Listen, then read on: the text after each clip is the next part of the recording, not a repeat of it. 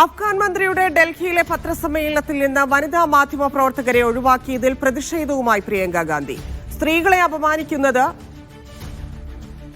പ്രതിഷേധാർഹമെന്നും പ്രധാനമന്ത്രി നിലപാട് വ്യക്തമാക്കണമെന്നും പ്രിയങ്ക ആവശ്യപ്പെട്ടു. പുരുഷ മാധ്യമ പ്രവർത്തകർ ഇറങ്ങിപ്പോകണമായിരുന്നുവെന്ന് പി ചിദംബരം പ്രതികരിച്ചു. വനിതാ മാധ്യമ പ്രവർത്തകരെ ഒഴിവാക്കിയതിൽ പങ്കില്ലെന്ന് വിദേശകാര്യ മന്ത്രാലയം അറിയിച്ചു.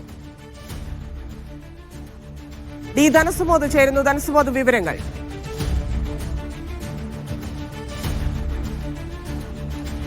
തന്നെ ഇപ്പോൾ ഈ പറഞ്ഞിരിക്കുന്ന ഈ ഒരു വിമർശനങ്ങൾക്ക് പിന്നാലെ ഇപ്പോൾ പ്രതിപക്ഷ നേതാവ് രാഹുൽ ഗാന്ധിയും രംഗത്തിറങ്ങിയിരിക്കുകയാണ്.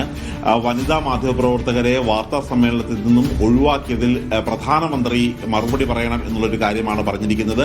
പക്ഷേ വിദേശകാര്യ മന്ത്രാലയം അറിയിക്കുന്നത് ഇത് അഫ്ഗാൻ എംബസിയിൽ നടത്തിയ വാർത്താ സമ്മേളനമാണ്.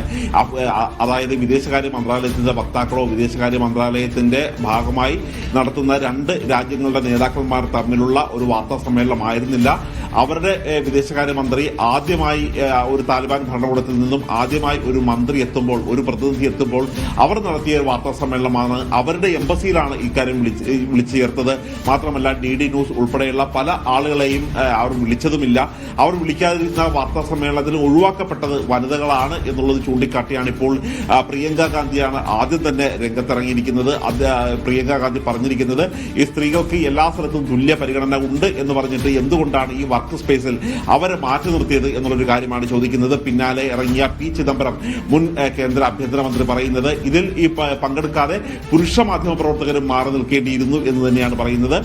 ഏറ്റവും ഒടുവിൽ പ്രതികരിച്ചിരിക്കുന്ന രാഹുൽ ഗാന്ധി, അദ്ദേഹം ചൂണ്ടിക്കാണിച്ചിരിക്കുന്നത് ഈ തുല്യ അധികാരം എന്ന് പറയുകയും മാത്രമല്ല നാരീശക്തിയെക്കുറിച്ച് കൂടുതൽ പുകഴ്ത്തുകയും ചെയ്യുന്ന പ്രധാനമന്ത്രി നരേന്ദ്രമോദി എന്തുകൊണ്ടാണ് ഇക്കാര്യത്തിൽ മൗനം പാലിക്കുന്നതെന്നാണ് അദ്ദേഹത്തിന്റെ ചോദ്യം.